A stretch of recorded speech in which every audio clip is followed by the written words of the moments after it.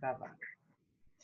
Nutricionista do Hospital da Providência de Apucarana percebeu que seu paciente, ABC, de 52 anos, com diagnóstico principal de queimaduras de segundo e terceiro grau em 43% da superfície corporal, está apresentando imunossupressão, pois no seu estado geral, o mesmo encontra-se febril e anoréxico.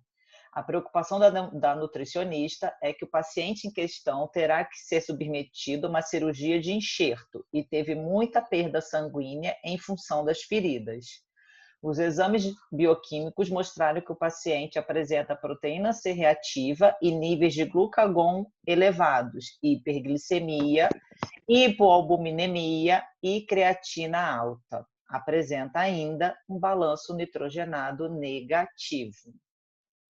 E aí? Por onde a gente começa? Eu gosto desses de fazer com vocês, aqueles que não têm dados antropométricos, né? Porque vocês normalmente já ficam procurando peso, fazer o IMC, mas e quando não tem, né? É muito comum um paciente que está em grandes queimaduras, assim, o grande queimado, fica muito difícil fazer antropometria, porque é um paciente que ele está todo enfaixado, ele sente muita dor, tem que fazer, até para fazer circunferência é difícil. Ele não quer que mexa nele e às vezes fica inviável pelo local da ferida mesmo. Então, se tiver com a parte aqui de membros superiores toda queimada, como é que você vai fazer uma CB naquele braço que está todo enfaixado e gera um edema enorme, né? Então, realmente é o tipo de caso que pode ser muito real até no estudo, no estágio de vocês, né? Pode acontecer. Quem quer começar alguma coisinha? Eu não cheguei a escrever um texto corrido, Natália, mas eu coloquei algumas observações. Beleza. Então, em principal, uma desnutrição proteica. Uhum. Por que você está afirmando que esse paciente tem desnutrição proteica? Devido à perda de proteína, né, por conta da queimadura. Uhum.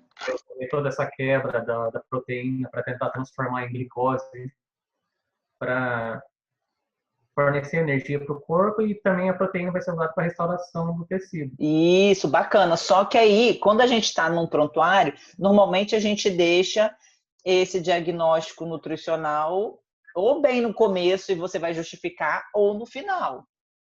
Tá? Então, quando você estiver treinando isso assim na forma de texto, aí você vê se você já quer colocar esse diagnóstico nutricional bem no começo e aí você justifica, ou realmente no final, entendeu? Então, depois de você falar tudo da perda proteica e tal, esse paciente, então, apresenta, ok? Agora, quem colocou assim, meio parecido com ele, também identificou a desnutrição proteica por causa disso? Isadora, Débora, Jaque, acho que a Jaque. Sim, eu coloquei isso. Sim? Desnutrição proteica com risco nutricional. Com risco devido a essa a gente não precisa nem colocar o risco nutricional, uma vez que ele já está em desnutrição. Tá? Eu coloquei isso por ele estar em um processo aí hipermetabólico. Hipermetabólico, ótimo, eu estava esperando essa palavra, né? Então, assim, vocês têm que entender isso, por que esse paciente está no hipermetabolismo, o que deu para vocês essa dica? Por que você chegou nesse pensamento do hipermetabolismo? Por causa do processo que ele está passando, das queimaduras, de tudo que ele está passando aí. Sim, mas a gente não. Mas já pensou? A gente não pode registrar assim, né? Então, assim, ó. Eu escrevi. Vou te ajudar. Posso falar? Fala. Quem tá falando, Jaque?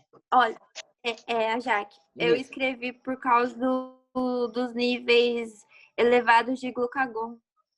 Também, boa, mas não é só isso aí, não. Por que será que isso aí já me gera outra pergunta. Por que os níveis de glucagon estão aumentados? Ainda respondendo a pergunta anterior.